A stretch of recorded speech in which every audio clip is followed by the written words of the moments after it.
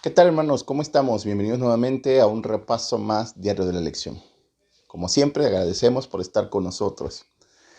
Como recuerdan, durante esta semana hemos estado estudiando la lección de historia de Moisés. Todo esto en el marco del libro de Deuteronomio que estaremos estudiando durante este trimestre. Para comenzar nuestro estudio, ¿qué les parece si oramos como siempre? Los invito. Querido Dios y amante Padre que estás en el cielo, santificado sea tu nombre.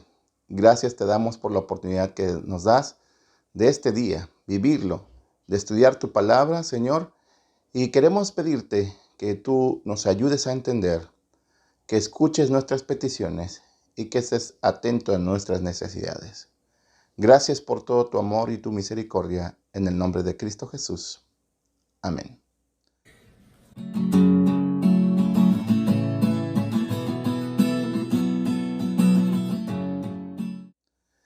Bien, el día de hoy vamos a repasar lo que hemos estado estudiando durante esta semana. Recuerden, la lección de historia de Moisés se refiere al discurso contenido en el Deuteronomio. Moisés repasa la historia de Israel y nos recuerda la manera en que Dios se comportó en los últimos 40 años que pasaron en el desierto. ¿Qué hizo Dios con el pueblo, con las naciones con las que tuvo contacto y con las naciones con las que tuvo contacto, perdón? Número uno, esta semana estuvimos hablando de que Dios carga. Dios carga con nuestro peso. En el ejemplo de Moisés de cargar con el pecado de su pueblo, encontramos cómo Jesús también carga con nuestros pecados. Número dos, también esta semana estuvimos hablando de que Dios cumple. Así como Dios profetizó que el pueblo de Israel iba a entrar en Canaán y profetizó todo lo que iba a suceder, así también Dios nos hace promesas a nosotros como su pueblo y las cumple. Así que tenemos que confiar en que las promesas de Dios se cumplen y no tenemos que tener miedo ante el futuro. También vimos que Dios bendice. La prosperidad que Dios le prometía a Israel no solamente era para Israel, sino para todos los que le rodeaban. Por eso Dios deseaba que todos ellos confiaran en ese Dios que llevaba el pueblo de Israel hasta esas tierras. Algunos pueblos se resistieron, pero Dios quería bendecirlos a través de la organización y mostrándoles cómo eran una nación diferente, que a pesar de que eran nómadas tenían una organización bien definida. Dios quería bendecirlos. Y recordemos que cuando algo está bien organizado, es mensaje de buena bendición y de más bendiciones. También hablamos de que Dios perdona. Aunque el pueblo de Israel volvió a quejarse casi por entrar a Canaán y volvió a desconfiar del poder de Dios, Dios perdonó al pueblo de Israel.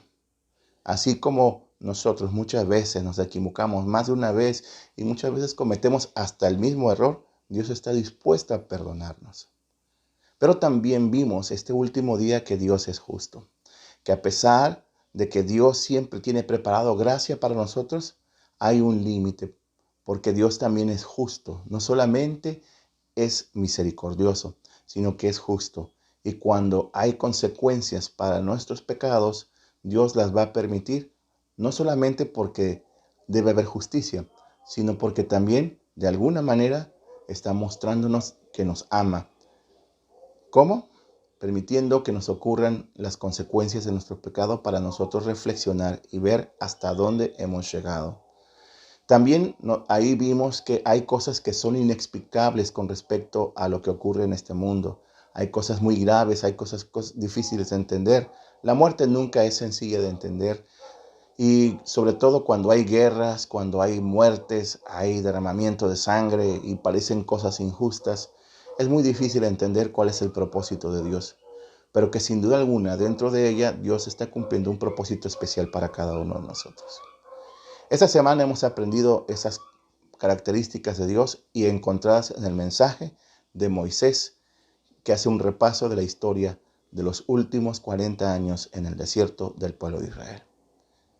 ¿Qué lecciones podemos aprender de la historia que tenemos con nuestro Dios caminando a nuestro lado?